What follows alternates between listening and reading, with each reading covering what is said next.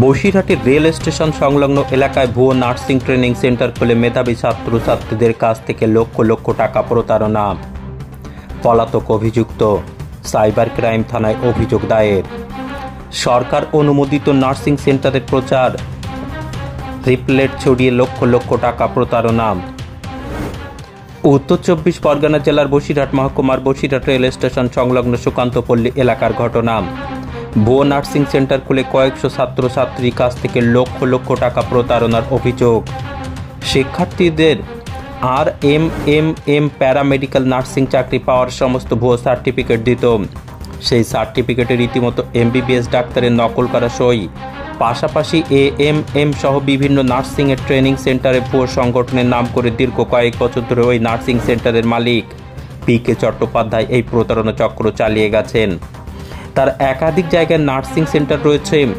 একদিকে রয়েছে উত্তর 24 পরগনার বিরাটি, সন্দেশখালীর নেজাট, হাসনাবাদ, বসিরহাট সহ বিভিন্ন এলাকার ছাত্রছাত্রীদের কাছ থেকে লক্ষ লক্ষ টাকা প্রতারণা করেছে। সীমান্ত থেকে সুন্দরবনের শিক্ষিত যুবক যুবতীরা চাকরি পাওয়ার আশায় এখানে নার্সিং ট্রেনিং সেন্টার নিত। তাদেরকে রীতিমতো মগজ ধোলাই করে PK চ্যাটার্জি। এই প্রতারণার কথা চাউর হতেই তার বাড়ির সামনের গেটে তালা মেরে ছাত্রছাত্রীরা বিক্ষোভ দেখায়। তারপরে বসিরহাট সাইবার ক্রাইম থানায় তার বিরুদ্ধে লিখিত অভিযোগ দায়ের করেছে।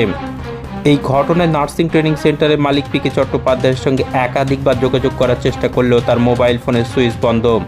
খোঁজ নিয়ে জানা গেল তিনি বাড়ি থেকে পালিয়ে গেছেন। ছাত্রছাত্রীদের অভিযোগ, আমাদের 6 মাস, কারোর 1 বছর, কারো 2 বছর ধরে নার্সিং সার্টিফিকেট দেওয়ার নাম করে ট্রেনিং দিয়েছিল।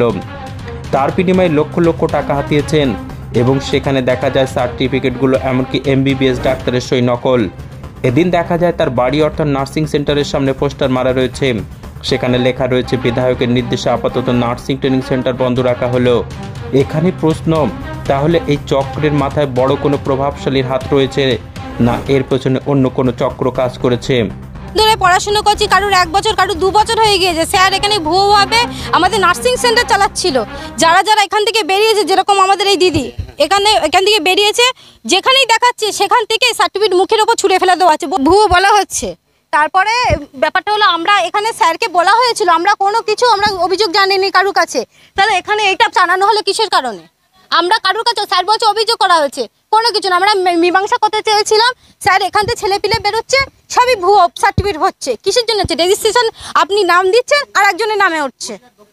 প্রথম আমি এখানে ভর্তি হয়েছি 2023 সালের ডিসেম্বর মাস নাগাদ। 6 মাস 7 মাস ক্লাস করার পরে উনি ঘুরিয়ে ফিরিয়ে RMP, CMSD থেকে শুরু করে GNM, ANM সবার ক্লাসটা একই করাচ্ছেন। এবার যেহেতু আমরা স্কুল কলেজে পড়েছি, আমার একটা সন্দেহ হয়েছে যে সায়েন্সের টিচারে কোনোদিন বাংলার ক্লাস কি ইতিহাস ক্লাস নিতে পারে না। যারা বাংলার টিচার তারা বাংলার ক্লাস নেয়, এই জ্ঞানটা আমাদের আছে। যারা সায়েন্সের টিচার তারা সায়েন্সের ক্লাস নেয়। কিন্তু উনি একটা মাস্টার হয়ে কীভাবে এতগুলো ক্লাস নিচ্ছেন?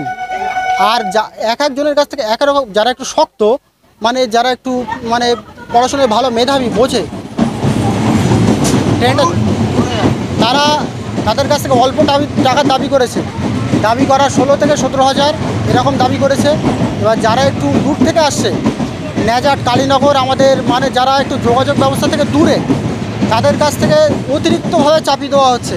কোনো একটা সরকারি চাকরি দেওয়ার লোভে বসিরহাট হসপিটাল থেকে শুরু করে বড় বড় নার্সিং সেন্টার যেগুলো প্রাইভেট লিমিটেড আছে, সেখানে চাকরি দেওয়ার নামে উনি বলছেন যে আমি 6 মাসের মধ্যে কাজ ঠিক করে দেবো। আর যেই ওনাকে বলা হচ্ছে কাজটা ঠিক করে দেন, উনি বলছেন ফুল টাকাটা পেড করো, না হলে টাকাটা না দিলে কাজ ঠিক করে দেওয়া যাবে না। এবার যখন দ্বিতীয়ত যারা CMSD করছে তাদের হয়ে আমি প্রশ্ন করলাম যে স্যার আমাদের তো CMSD করছি, তা আমরা কি কোনো লিগ্যাল সার্টিফিকেট করতে পারবো? তা উনি বলছেন ওর জন্য আবার পয়সা লাগবে, পয়সা। আমি বললাম ওটার জন্য আবার কিসের পয়সা লাগবে? কোর্ট পেপার করতে পয়সা লাগবে। তাই আমি বলছি যে কোর্ট কি বলছে তাই বল। এখন ওনাকে মানে আগের মঙ্গলবার আমরা ক্লাসে এসেছিলাম, একটা যে ভুয়ো সিগনেচার আমরা ওনাকে দেখিয়েছি। এবার উনি বললেন এটা ভুয়ো সিগনেচার, আমি বলতে পারছি না। আমি বলছি স্যার তাহলে একটা কপি দেন আপনার রেজিস্ট্রেশন নাম্বারের, আপনার লিগাল। উনি এখন বাড়িতে আসেন কি না? ওনার স্ত্রীকে প্রশ্ন করা হলো, আরও কে ছিল, ওনার মানে শালিকা হয় খুব সম্ভব। তা বললেন যে উনি বাড়িতে নেই, কিন্তু ওনার ফোনটা রেখে গিয়েছে। আশপাশে কোথায় আছেন উনি জানাচ্ছেন না। আচ্ছা, আর কোথায় ট্রেনিং সেন্টার ছিল না? ওনার নেজাট আর হাসনাবাদ একটা ট্রেনিং সেন্টার আছে, আর বিরাটি বলে লেখা আছে, কিন্তু বিরাটি ওটা আছে কি আমি জানি বলতে